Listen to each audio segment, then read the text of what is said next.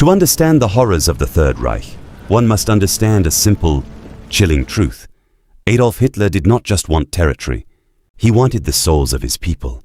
He demanded a loyalty that stood above family, above law, and most importantly, above God. While Hitler didn't attempt to murder every churchgoer, he viewed faith as a rival.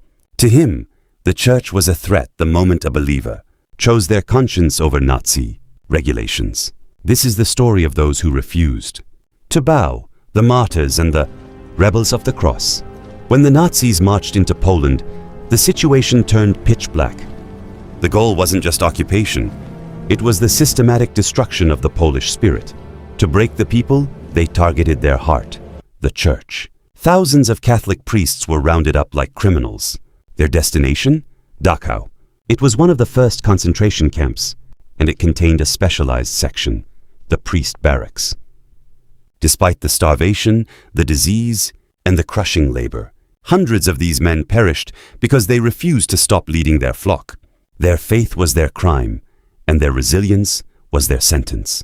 Inside Germany itself, a voice of defiance rose from an unexpected place. Dietrich Bonhoeffer was a brilliant young pastor who saw through the Nazi propaganda early on. He realized that silence in the face of evil is itself evil. Bonhoeffer didn't just pray, he acted. He joined a secret resistance cell within the German intelligence, plotting to bring the Nazi machine to a halt. But the Gestapo was closing in. Bonhoeffer was captured and spent years in prison, writing letters of hope that still inspire the world today.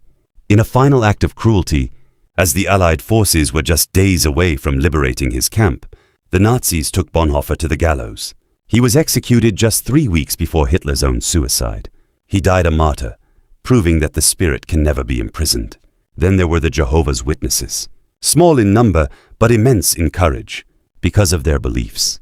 They refused to salute the swastika or bear arms in Hitler's army. For this, they were marked with a purple triangle and cast into the camps. The Nazis offered them a simple way out, a piece of paper. If they signed it, renouncing their faith and pledging loyalty to the Führer, they could go home. Most of them looked at the paper, then at their captors, and refused. They chose the gas chambers and the firing squads over a life of compromise. They proved that Hitler could take their lives, but he could never own their convictions. In the end, Hitler's Reich lasted only 12 years, but the legacy of those who stood firm remains eternal. Your specific religion mattered little to Hitler. What he hated was that you had a master other than him. These stories remind us that even in the darkest chapters of human history, there are those who carry a light that no dictator can blow out.